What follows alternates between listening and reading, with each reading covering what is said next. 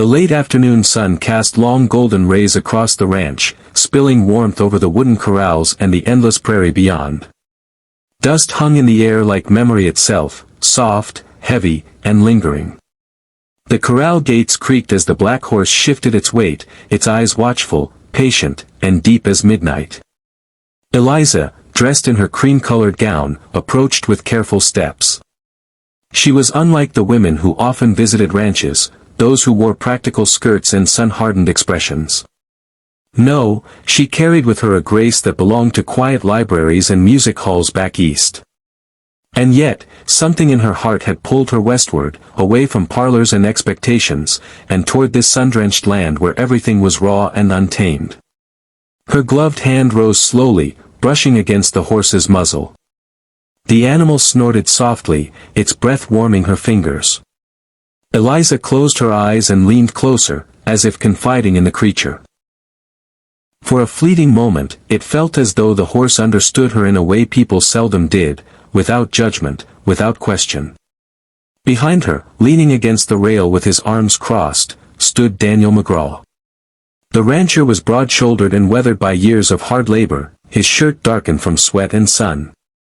A hat shaded his eyes, but even from under its brim, his gaze was sharp and observant. He had raised cattle, broken horses, and survived droughts that had broken lesser men. But when it came to this woman, this stranger who had appeared on his land only a week ago, he found himself unsettled. Daniel cleared his throat, his voice rough as gravel. "He's not easy with folk. That stallion's got more fire than most men I've known. Yet here he stands, lettin' you touch him like he's an old gelding."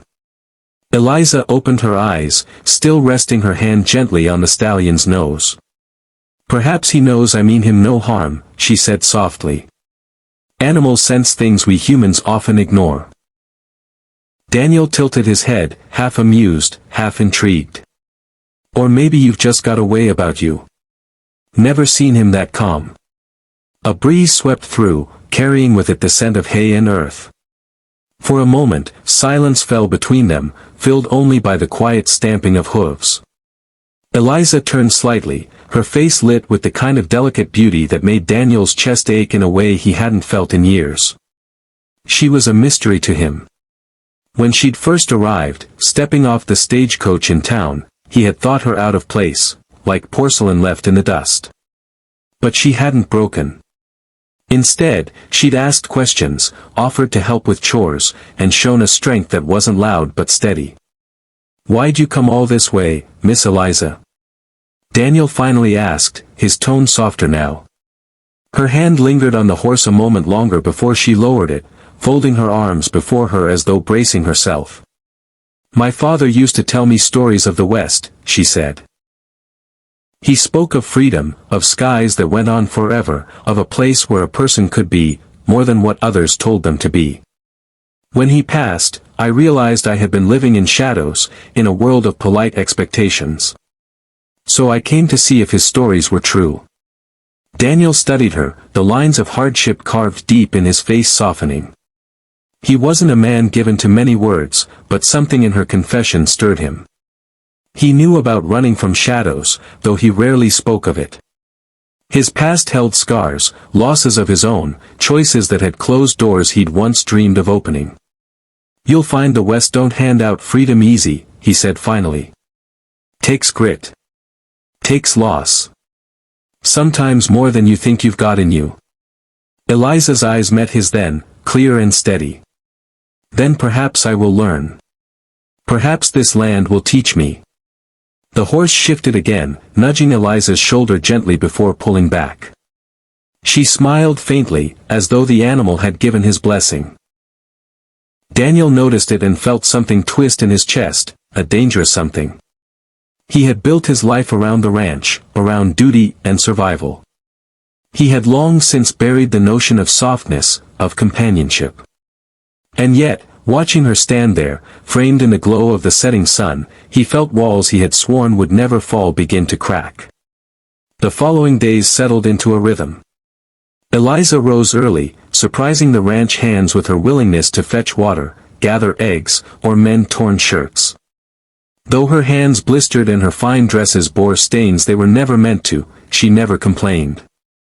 At night, she would stand by the corral, whispering to the black stallion as though sharing secrets meant only for him.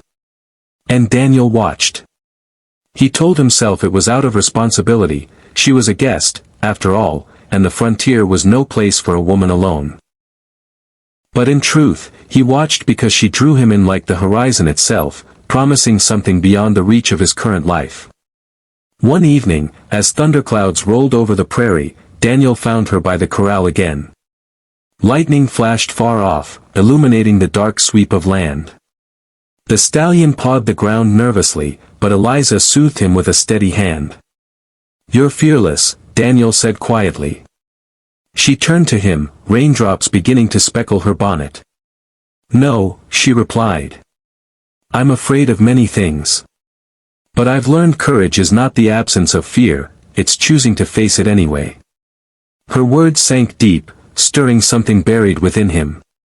He stepped closer, close enough that the rain slid from the brim of his hat onto her shoulder. His eyes searched hers, and for the first time in years, he let himself feel the weight of longing. "Eliza," he began, his voice unsteady. But she only smiled, laying a gentle hand against his rough cheek. "Daniel," she whispered, "perhaps the West has already begun to teach me."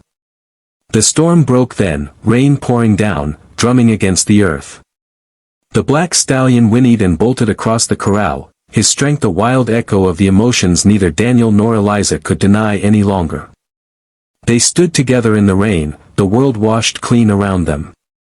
It was not a fairy tale ending, for life on the frontier was never so kind. There would be trials, hunger, and hardship. But as Daniel reached for her hand, clasping it with the steadiness of a man who had weathered countless storms, Eliza knew she had found what her father had spoken of. Not freedom without cost, but freedom with love. Not skies without storms, but skies shared with someone strong enough to face them. And in that moment, under the weeping sky and before the restless stallion, a new chapter began, for both the rancher and the woman who had dared to seek the West.